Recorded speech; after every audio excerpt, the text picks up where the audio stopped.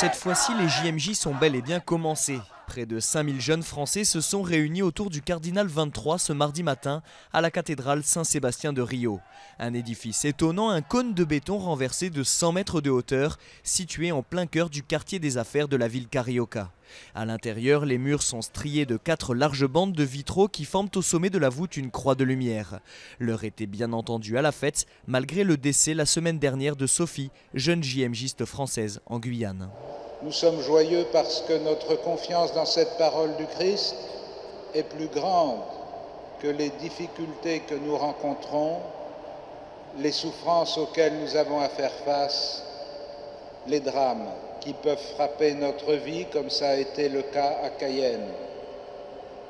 On me demande comment les jeunes peuvent continuer d'être joyeux après un événement aussi triste.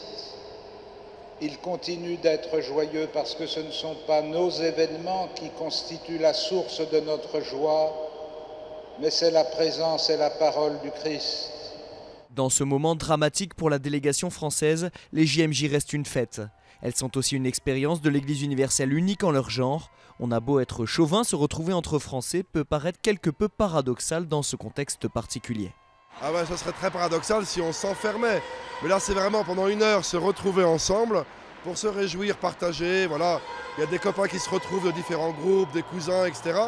Et puis ensuite, de pouvoir repartir à la rencontre de tous les pays du monde qui sont là et prendre le temps ensemble de célébrer tout ce que nous apportons nous-mêmes dans ce pays pour pouvoir le donner ensemble à ceux qui vont nous rencontrer. Alors initialement on n'est pas du tout venu au JMJ pour retrouver des Français, mais en même temps on a peut-être oublié qu'une église ça peut aussi se vivre avec les gens du même pays et que chaque pays a sa spécificité. Alors si on est content de retrouver la spécificité du Brésil et d'autres pays, il faut que les autres soient contents aussi de voir que nous on est Français, alors ça fait du bien de le rappeler parfois. C'est bien au départ de tous se retrouver au niveau des Français pour partager et pour partir justement à la rencontre des autres nations et aussi des autres pays, et c'est bien de se retrouver tous les Français entre diocèses, c'est ça qui est important aussi. Voilà, au moins le premier jour, on se retrouve, on est content de se retrouver, de voir les différents diocèses qui sont là, mais en dehors de ça, on croise beaucoup d'autres nations, donc c'est très enrichissant par la suite. Les JMJ ramènent chaque pèlerin à la réalité de sa foi, à la manière dont il la vit.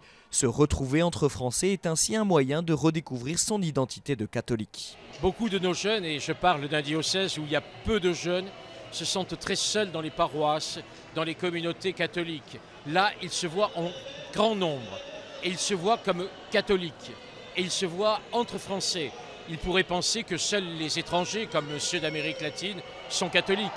Ici, nous voyons vivre l'Église, pas seulement parce qu'au Brésil elle est vivante, mais parce qu'ici aussi, des forces vives de l'Église du monde entier sont autour du pape François, qui montre la vitalité de l'Église catholique aujourd'hui.